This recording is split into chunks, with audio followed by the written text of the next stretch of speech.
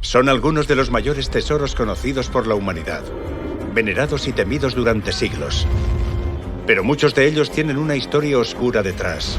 Sus creadores acabaron sumidos en la miseria y la locura. Aquellos que los buscaban o poseían eran azotados por la enfermedad, la muerte y la desgracia. ¿Te atreves a descubrir los secretos de estos tesoros malditos?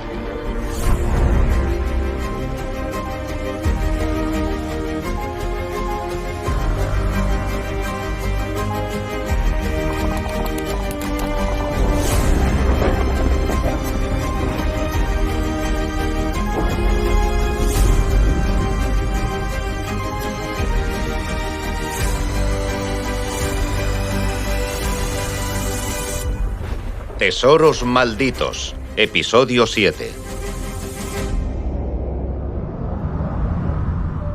Las maldiciones de grandes tesoros históricos pueden presentarse de muchas formas, pero siempre suponen grandes desgracias para su creador, descubridor o propietario. Nuestra búsqueda de tesoros malditos comienza en la bahía de Nápoles, en la ciudad romana de Pompeya. Sus habitantes y edificios llevan más de 1500 años congelados en el tiempo. En octubre de 2020, llegó un paquete inesperado a una agencia de viajes de Pompeya.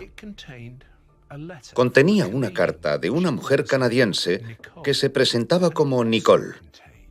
También contenía fragmentos de azulejos de cerámica y restos de un ánfora. La carta de Nicole era básicamente una confesión. Decía que había visitado Pompeya 15 años atrás y que había robado algunos restos porque quería poseer un fragmento de la historia que nadie más pudiera tener. Ahora los devolvía, no solo por culpabilidad, sino porque, según ella, había sido víctima de la maldición de los tesoros robados de Pompeya. Y sorprendentemente no fue la única. En el año 79, la erupción del Vesubio arrasó completamente la ciudad de Pompeya. La ciudad y todos sus habitantes quedaron sepultados bajo toneladas de ceniza volcánica. El volcán dejó atrapados entre la lava y el mar a sus habitantes y los incineró.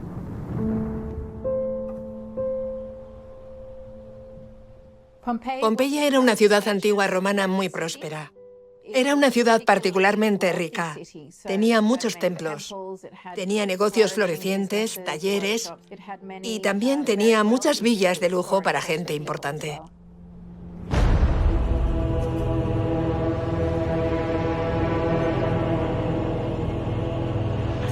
Pompeya fue redescubierta en 1748. Cuando comenzaron las excavaciones, se encontraron con un reflejo casi perfecto de la vida en la ciudad, justo en el momento en que se produjo la erupción del volcán. Había esqueletos y restos de cuerpos calcinados, pero conservados por la ceniza.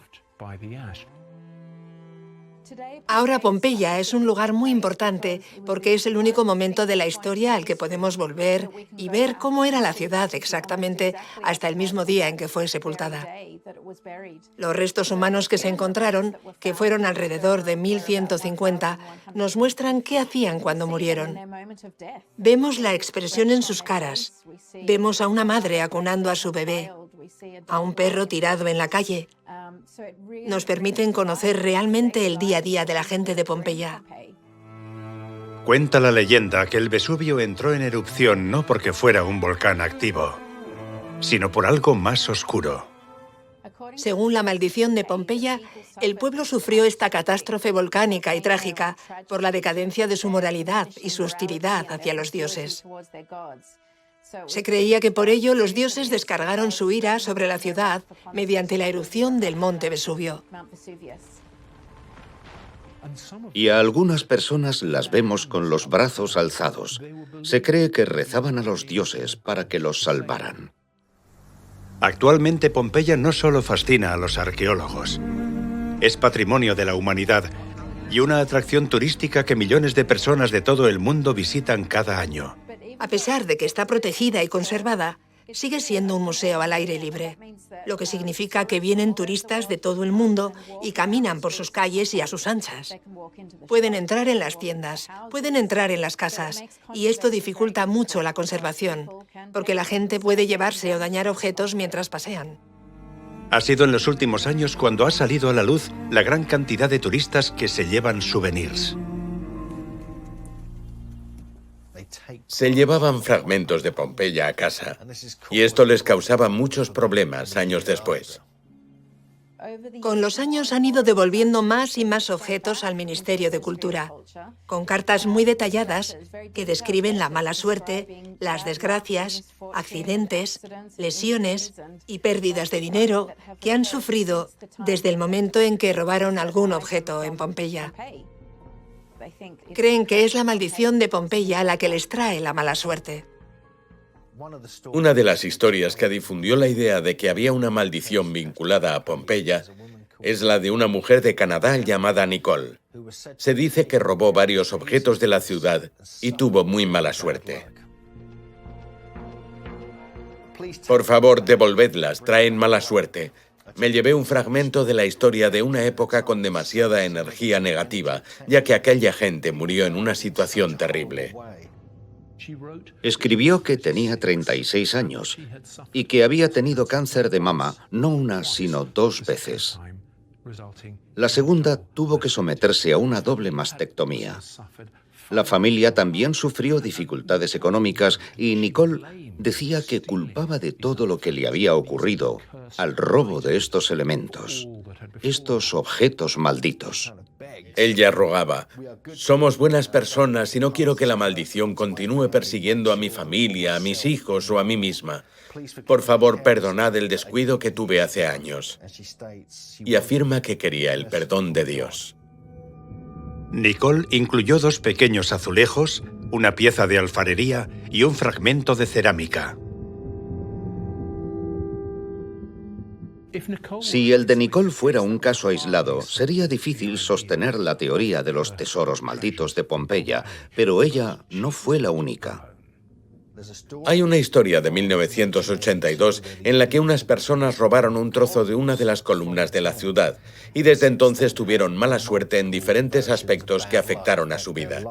Por ello, lo devolvieron y escribieron una carta pidiendo perdón con la esperanza de acabar con la maldición. Dice: estos son los trozos que robamos de las columnas de Pompeya. Desde que los cogimos en 1982, hemos tenido mala suerte. No sabemos si es una maldición o una coincidencia. Fueron devueltos más de 200 objetos, y los responsables del Parque Arqueológico de Pompeya tomaron cartas en el asunto. Ellos pensaron que estas historias eran en realidad muy interesantes. Eran parte de la ciudad, parte de Pompeya, así que decidieron exponer estas cartas. Ahora tienen una selección de cartas y objetos que la gente ha devuelto a lo largo de los años. Si hablamos de la maldición de Pompeya, debemos saber 2 cosas. La primera es la creencia de que el pueblo de Pompeya sufrió estas consecuencias terribles y la destrucción de la ciudad, debido a su moralidad decadente y a su hostilidad hacia los dioses. Pero la realidad es que vivían en una ciudad que estaba al pie de un volcán activo. Así que realmente solo era cuestión de tiempo que sucediera aquella catástrofe. No creo que fuera la ira de los dioses lo que causó la destrucción de Pompeya en realidad. Se cree mucho, incluso en este mundo laico del siglo XXI, en el karma. Creemos que hay consecuencias por las malas acciones del pasado que vuelven a nosotros. Nuestro sentido de la justicia funciona de esa manera. Quizá hay algo de verdad en todo esto, algo metafísico. Pero, ¿habrá realmente una maldición sobrenatural que habita de algún modo estos pequeños fragmentos de terracota y azulejo? Es poco probable. Creo que la verdadera maldición es la que trepa por las mentes de las personas que roban algo tan trágico y bonito a la vez de una ciudad que estaba condenada y que fue sepultada en sus propias cenizas. Para todos los turistas que visiten Pompeya, recordad siempre respetar la ciudad y a sus muertos. De lo contrario, sufriréis un sinfín de desgracias.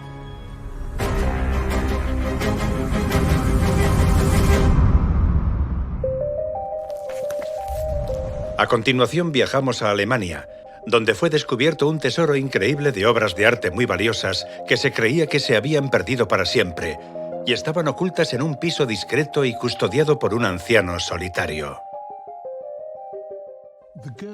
La colección Gurlitt, también conocida como el Tesoro Gurlitt, es una colección de obras de arte muy valiosas. Las reunió uno de los comerciantes de arte oficiales de Hitler e incluía numerosas obras de arte robadas por los nazis a los judíos. La lista de artistas cuyas obras forman parte de la colección es extraordinaria. Está Gauguin, está Degas, está Manet, está Monet. En total vale más de 100 millones de dólares. Pero esta vasta e increíblemente valiosa colección ha acarreado muchas desgracias. En 2010, los aduaneros alemanes sospecharon de Cornelius Gurlitt, de 77 años, que cruzaba la frontera de Suiza a Alemania con una gran suma de dinero en efectivo en sus manos. Los funcionarios de aduanas de la frontera suizo-alemana se habían dado cuenta de que muchas personas importantes de la sociedad alemana utilizaban con regularidad cuentas bancarias suizas y transferían dinero en efectivo a través de la frontera. Un día, en un registro, descubrieron que Cornelius Gurlitt llevaba un sobre con 9.000 euros en efectivo y comenzaron a investigarlo por evasión fiscal. Tras varios meses de vigilancia en el piso de Cornelius Gurlitt, se llevó a cabo una redada de alta seguridad al amanecer, en la que descubrieron algo sorprendente: un apartamento lleno de obras de arte y un anciano profundamente desconcertado y triste, sentado en medio de todo aquello. En total, la colección Gurlitt abarcaba unas 1.600 obras. Cornelius Gurlitt la heredó de su padre Hildebrand, que estuvo implicado en la expoliación de arte que realizaron los nazis después de 1937. Hildebrand Gurlitt era el padre de Cornelius Gurlitt y era un individuo ambicioso y muy extrovertido. Fue un conservador de arte muy exitoso. Perdió su puesto de conservador en la ciudad de Hamburgo al comienzo del régimen nazi. Tenía ascendencia judía, su abuela era judía, y debido a las leyes raciales nazis, no pudo conservar ese puesto.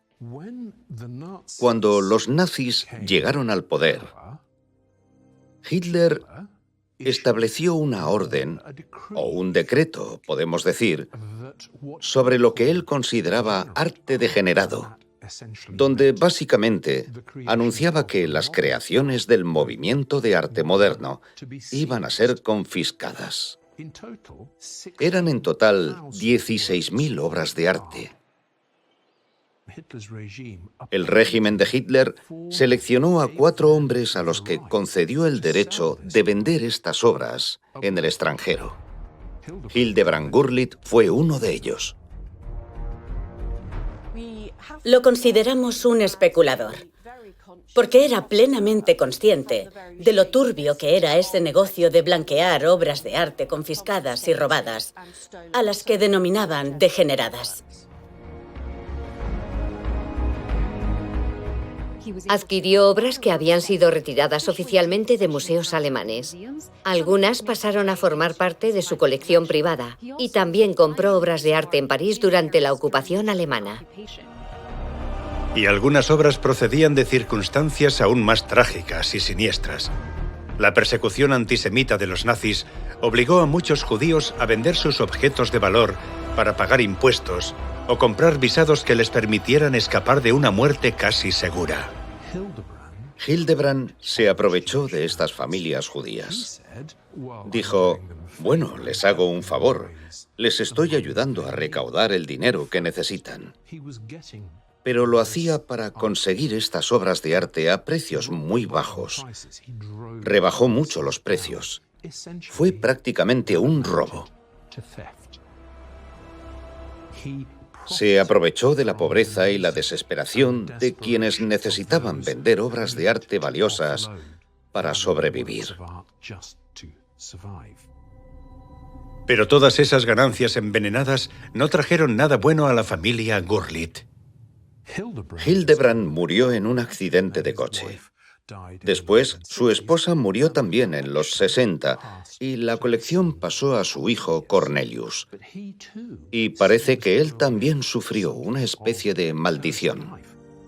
Desde que lo desenmascararon en 2012, las autoridades alemanas pudieron mantener el descubrimiento en secreto más de un año. Pero la historia salió a la luz gracias a un informante y causó una gran polémica. Tal vez las autoridades pensaban que podrían determinar la procedencia de la colección y responder a algunas de las preguntas más difíciles sobre la historia y la herencia de las obras. El aspecto negativo de esperar a revelarlo es que había herederos que eran propietarios legítimos de algunas de las obras de arte de esta colección que eran bastante mayores, y el hecho de revelar esta información más tarde les privó de la oportunidad de recuperarlas. El Ministerio de Cultura creó entonces un equipo de trabajo con expertos internacionales. La investigación demostró que 14 obras en total fueron saqueadas a propietarios conocidos. Todas ellas han sido devueltas. Ahora el problema es que aún hay 600 o 700 obras cuya procedencia no está del todo clara. Es decir, no sabemos exactamente en manos de quiénes estaban estas obras durante el periodo nazi, lo que lo hace muy complicado. Y más complicadas son aún las leyes de propiedad en Europa. Al cabo de cierto tiempo, tanto si las obras se adquieren de buena fe como si no, el propietario actual gana derechos de propiedad. En cuanto a los propietarios legítimos, es una cuestión moral, porque las ambigüedades jurídicas dejan muchos vacíos legales. Cuando la historia salió a la luz, Cornelius Gurlitt estaba recluido, pero su oscura historia familiar lo llevó de repente al centro de una polémica mediática mundial. Tras el furor mediático posterior al descubrimiento del tesoro y la divulgación en la prensa de la información sobre la colección, Cornelius Gurlitt experimentó situaciones difíciles. Toda su colección, la colección de toda su familia, fue confiscada y él se quedó totalmente desamparado. No gozaba de una buena salud. Era bastante anciano en ese momento. Tenía un corazón débil y esto le condujo a un periodo de estrés muy grave. Y se sintió acusado injustamente de ser un criminal. Fue entrevistado y afirmó que veía a su padre como un héroe.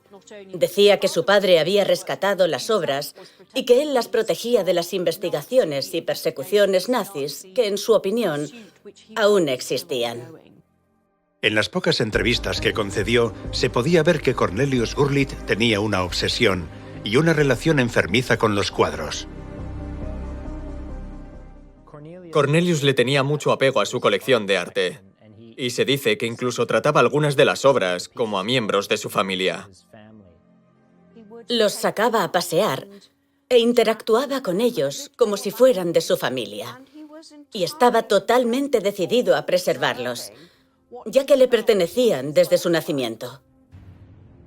Cuando Cornelius fue hospitalizado en las Navidades de 2012, le reveló a su abogado que tenía otra colección de obras de arte escondida en su casa de Salzburgo. Mantuvo aún más el misterio respecto a esta colección. Al parecer fue así por el malestar que le provocaba el estado de aquella casa, que estaba muy deteriorada. Descubrieron muchas obras más, entre ellas obras de Rodin y Cézanne. También descubrieron una obra de Monet en una de sus maletas. Ahora que todo el mundo conocía su historia, Cornelius por fin se olvidó de la enorme presión a la que había estado sometido durante tantos años. Para Cornelius Gurlitt, esta colección se había convertido en una carga enorme.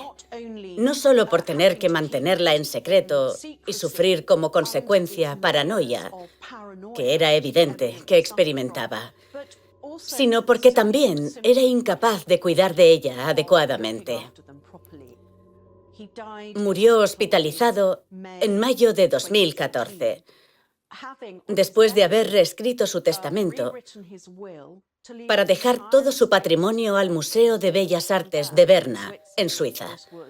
Fue una noticia sorprendente, pero también conllevaba una gran responsabilidad. En definitiva, el Museo de Bellas Artes de Berna intentó hacer lo correcto. Por ello, si había pruebas de que una obra podía haber sido saqueada por los nazis, la devolvían a las familias de las víctimas. Hitler, sus secuaces y sus fuerzas saquearon muchas obras de arte en Europa. Robaron a manos llenas.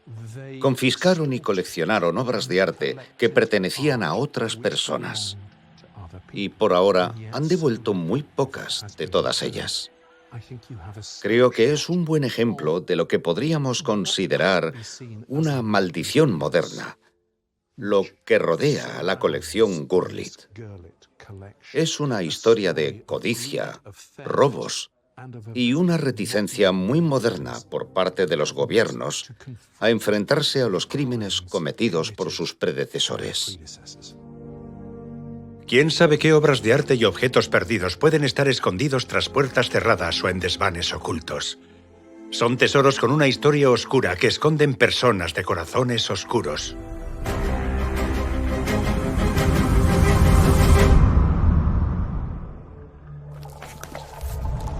Ahora nuestra búsqueda de tesoros malditos nos lleva a los Alpes de Ötztal, en Europa, y retrocedemos en el tiempo hasta la Edad de Cobre, cuando la supervivencia era la única forma de vida. Hace 5.300 años, en lo alto de los Alpes de Ötztal, entre Austria e Italia, se desplomó un cazador de mediana edad que yacería allí cubierto de hielo y nieve intacto durante 5 milenios. En 1991, una pareja alemana que pasaba por los Alpes de Ötztal avistó lo que pensó que era el cadáver de otro montañero. Al examinarlo más de cerca, resultó que no se trataba en absoluto de un cadáver reciente, sino del cazador del que estábamos hablando. Poco después, debido al lugar donde lo encontraron, se le apodó Ötzi, el hombre de hielo. Y su cuerpo, al estar tan bien conservado en el hielo, se ha convertido en una de las herramientas científicas más valiosas para entender cómo era la vida de ese período en aquella zona. Pero debido a lo que les ocurrió a los que entraron en contacto con Ötzi, o al menos a alguno de ellos, se ha extendido el mito y la creencia popular sobre una maldición que permanece en su cuerpo.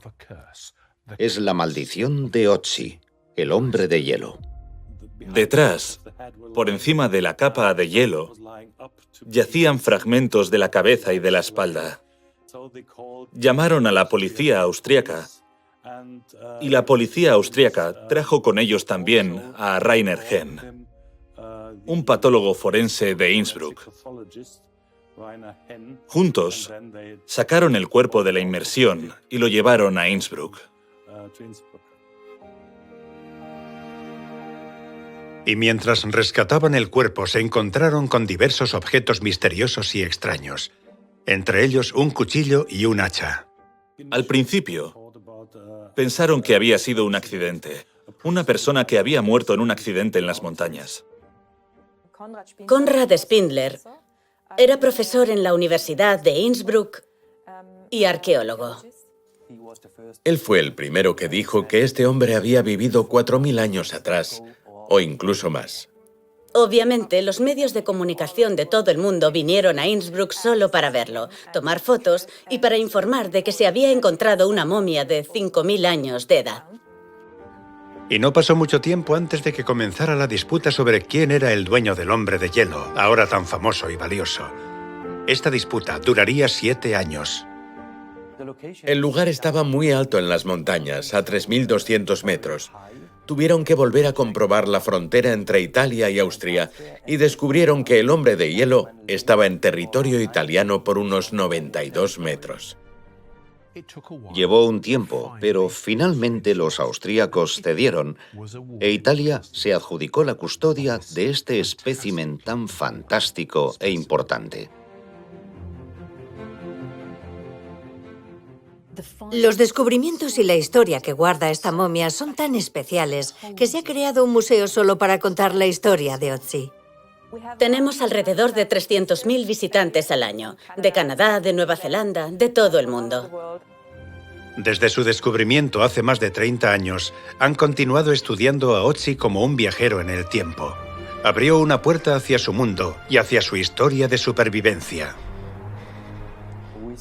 Los vemos como primitivos, pero no eran primitivos. Se puede ver especialmente en las herramientas del hombre de hielo. Elegían muy bien.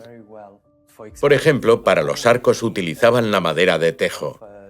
Esta madera es la mejor para hacer un arco. Lo mismo para las flechas. Y tenía también un hacha con hoja de cobre.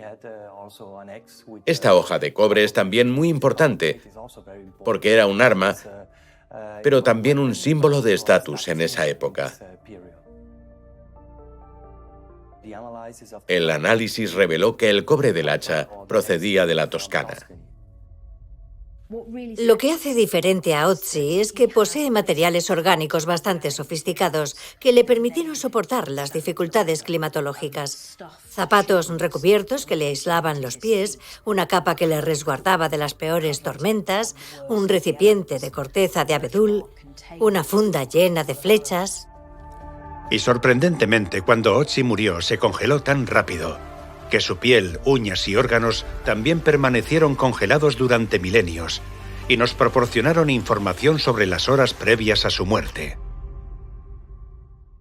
Cuando se analizan momias, normalmente no se encuentra el estómago o el intestino para poder investigarlo. Por ello, este hallazgo era muy peculiar. Sabemos que realizó su última ingesta 12 horas antes de morir. Comió una mezcla de una especie de maíz, carne y verduras. Las investigaciones han descubierto que la carne era una mezcla de ciervo y cabra. Algo particular es que tenía una gran cantidad de grasa. Eso significa que Otzi era consciente de los beneficios nutricionales de una comida grasa, ya que sin duda lo necesitaba. Estaba acostumbrado a caminar largas distancias. También tenía algunas bayas de endrino en sus intestinos. Para nosotros son frutas bastante amargas, pero es cierto que son muy altas en vitamina C, por lo que, de nuevo, le vendrían muy bien para su paseo. Otzi tenía aproximadamente 62 tatuajes diferentes. Estaban hechos con una especie de carbón que iba bajo la piel, pero los tiene en puntos concretos en los que sabemos que la acupuntura tiene efectos beneficiosos en varios órganos internos y articulaciones. Por las marcas de tatuajes podemos afirmar con seguridad que sufría osteoartritis en diferentes zonas. Por ejemplo, cerca de los puntos de acupuntura de los tobillos, una zona donde seguramente experimentaría dolor. Pero ¿cómo murió realmente Otzi? Durante años no se supo, hasta que una tomografía computarizada, una década después del descubrimiento, reveló su oscura historia. Otzi es la primera víctima de asesinato que se conoce. En principio, se creía que Otzi había muerto por congelación y también había hipótesis que decían que había sido un accidente de caza. En 2001 consiguieron encontrar una punta de flecha en su hombro izquierdo. Ahora sabemos que fue asesinado. Esta flecha le dañó la arteria subclavia.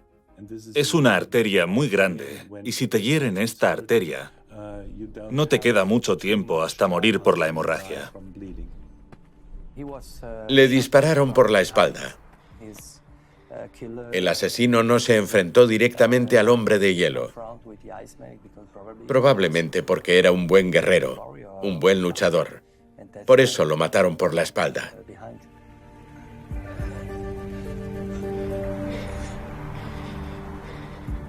Tiene una herida de cuchillo en la mano, entre el pulgar y el índice. Se trata de una herida muy profunda. Llega hasta el hueso. Según el patólogo forense, Se trata de una herida de defensa activa, porque la vemos, por ejemplo, cuando atacan a alguien con un cuchillo y la persona intenta coger el cuchillo para defenderse. Sabemos que estuvo involucrado en alguna pelea, porque tiene esta herida en la mano derecha, que ocurrió 36 o 45 horas antes de su muerte. Tenemos indicios que sugieren que tenía una lesión muy grave en la cabeza. Descubrimos, por ejemplo, que su mejilla derecha tenía un color diferente, lo que indica que tenía una hemorragia en esa zona o un hematoma. Por las marcas de tatuajes podemos afirmar que sufría osteoartritis en diferentes zonas, por ejemplo, cerca de los puntos de acupuntura de los tobillos. Tal vez el hombre de hielo era el malo en realidad. No lo sabemos. ¿Pero la violenta muerte de Ochi desencadenó una maldición? Desde que extrajeron su cuerpo del hielo, muchos de los que han trabajado en él han tenido una muerte prematura. El primero fue el turista alemán que lo descubrió, Helmut Simon. Murió en un extraño accidente en la ladera de la montaña. Y esa fue la primera muerte. Una hora después del funeral de Helmut, Dieter Wernicke, el hombre que estaba al mando del equipo de rescate de montaña que habían enviado para rescatarlo, murió de repente de un ataque al corazón. Y poco después hubo otra muerte en el equipo de rescate que llegó hasta Ochi, Kurt Fritz, que murió en un extraño accidente. Hubo una avalancha, pero él era un montañero experimentado. ¿Cómo murió en la avalancha?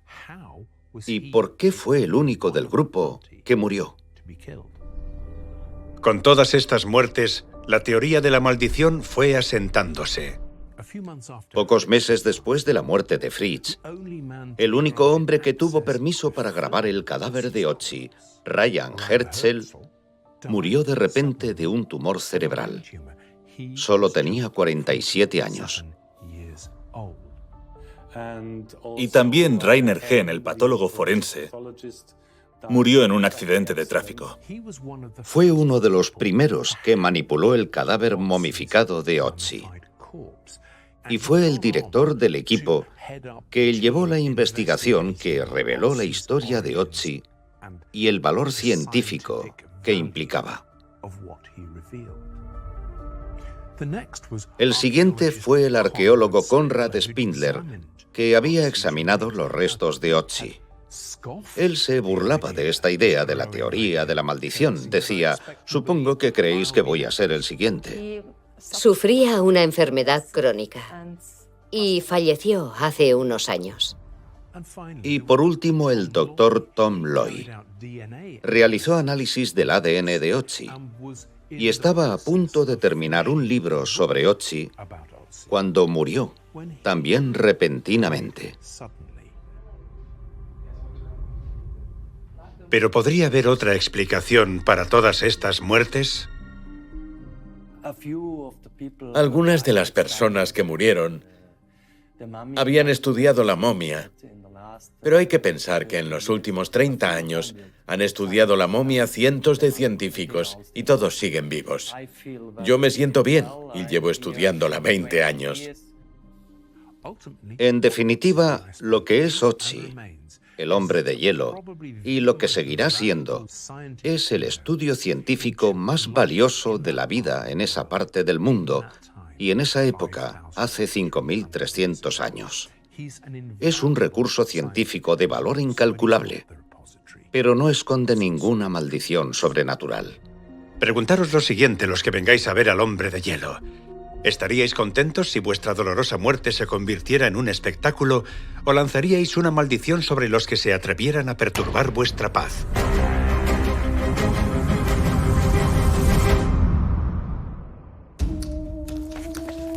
El último destino de nuestra búsqueda de tesoros malditos es una zona conocida como la Formación Hell Creek, en el medio oeste de Estados Unidos, donde los dinosaurios vagaban libremente durante el período Cretácico.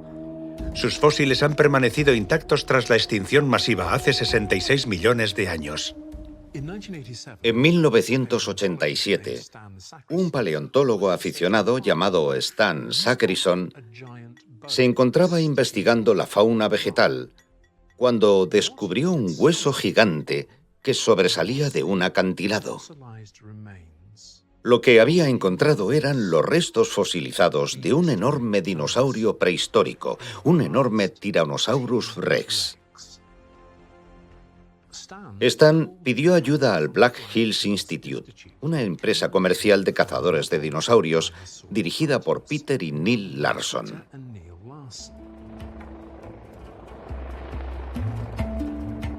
Los Larson se labraron mala fama por estar implicados no en uno, sino en dos de los descubrimientos de Tyrannosaurus Rex más importantes del mundo.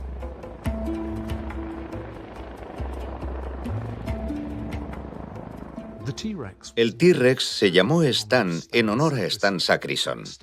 Stan se expuso en el Black Hills Institute y fue un éxito desde el principio. Se convirtió en una celebridad internacional. Pero dentro de esta celebridad estaba la semilla de lo que sería una disputa muy polémica décadas más tarde.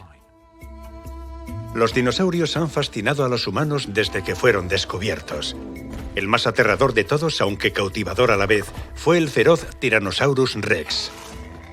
El T-Rex es para muchos el depredador más grande, malvado e increíble que jamás haya pisado la Tierra. Es una máquina gigante y asombrosa de comer carne. Son grandes ejemplos para la paleontología, ya que hay esqueletos y especímenes reales repartidos por todo el mundo. Y especialmente para los niños.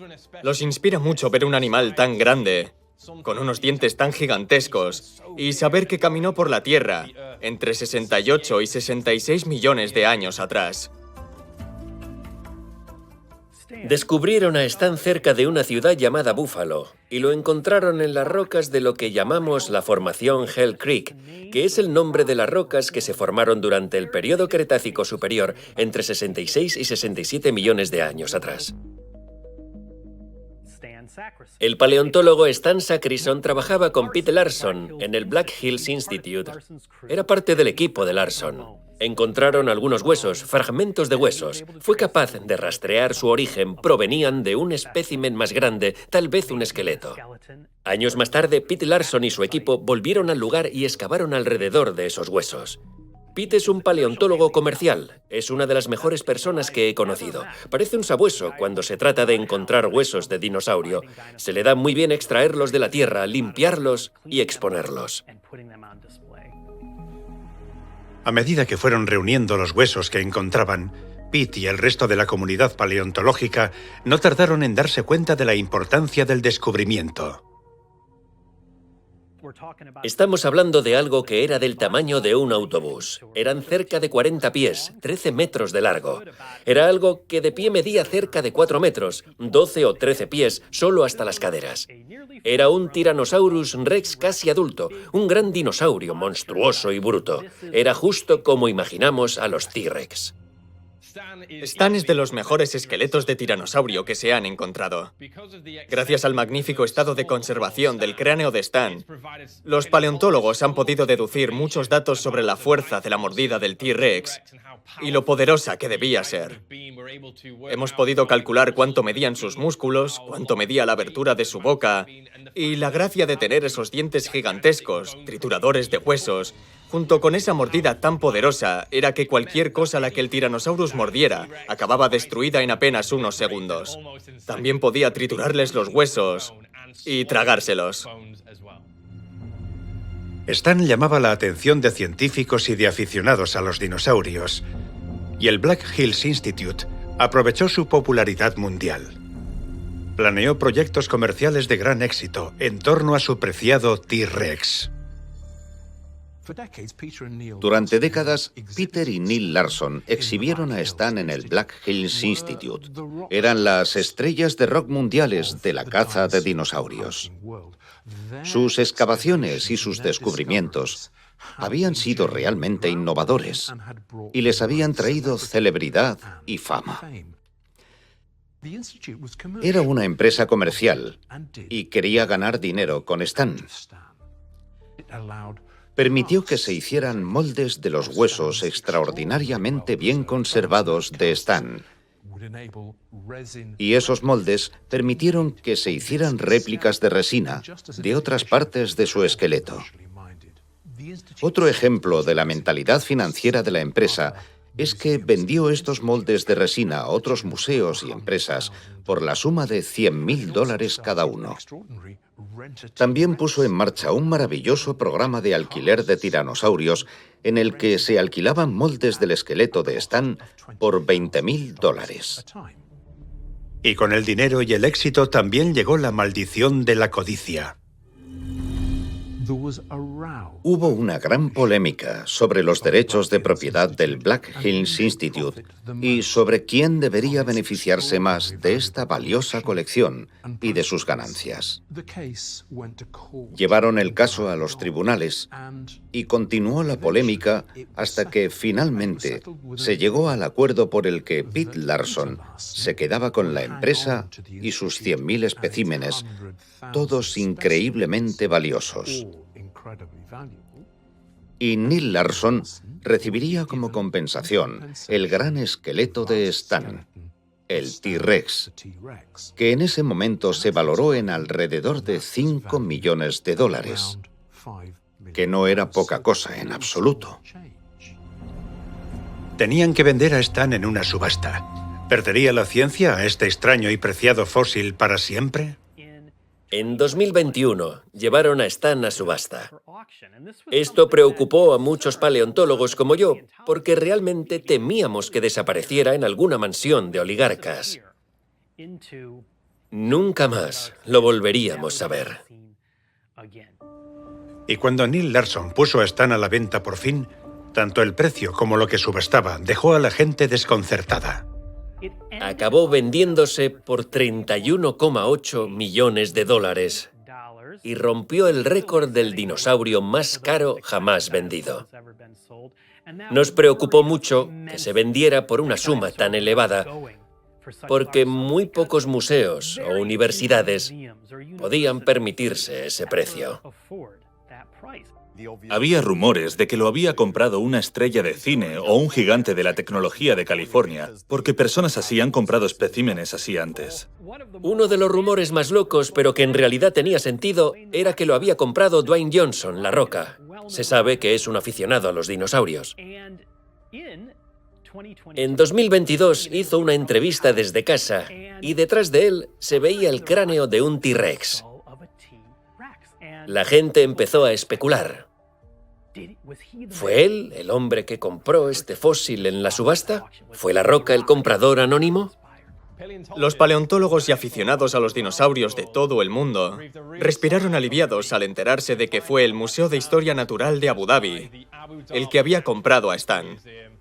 Lo rescataron para la ciencia y por fin lo exhibirían de nuevo al público. A pesar de este final feliz, ¿crearía la venta de Stan una maldición? Stan podría convertirse en el dinosaurio maldito porque al alcanzar los $31,8 millones en subasta, ahora sería la referencia del precio para futuros fósiles de dinosaurios. Desde el punto de vista científico, la venta de Stan era mala para nosotros, porque significaba que cada vez habría más personas vendiendo dinosaurios en subasta y rompiendo el mercado, haciendo que la gente piense en el valor comercial de estos objetos y no en su valor científico. Y hay un detalle final en esta historia del Tyrannosaurus Rex. En 2022 salió a subasta Shen, otro T-Rex. Se esperaba que alcanzara los $25 millones. Pero pronto estalló la controversia.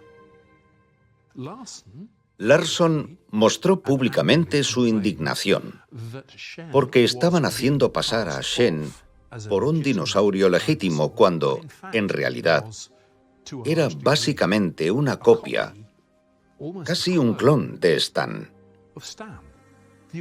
La subasta se canceló y Shen no se puso a la venta, pero tras esta última parte de la historia, se descubrió la verdad sobre la popularidad de Stan. Había sido un hallazgo tan importante. Su esqueleto y sus huesos estaban tan bien conservados que los moldes que se habían hecho a partir de él podían insertarse directamente en otros dinosaurios sin que se notara. En este sentido, era inherente al propio Stan su posterior caos financiero y crisis de reputación. Y quizás sea esa la verdadera maldición de Stan, el tiranosaurio. Stan es uno de los dinosaurios más reconocidos y fotografiados del mundo, y si alguna vez has visto un T-Rex en un museo, hay altas probabilidades de que se tratara de una copia del esqueleto de Stan. Hay como 60 copias de este dinosaurio que se encuentran en varios lugares, repartidos por todo el mundo. Quizá los huesos de dinosaurios sean un gran negocio, pero no traen más que problemas a quienes los encuentran, como seguramente atestiguaría Pete Larson. Le deseamos más suerte con su próximo descubrimiento.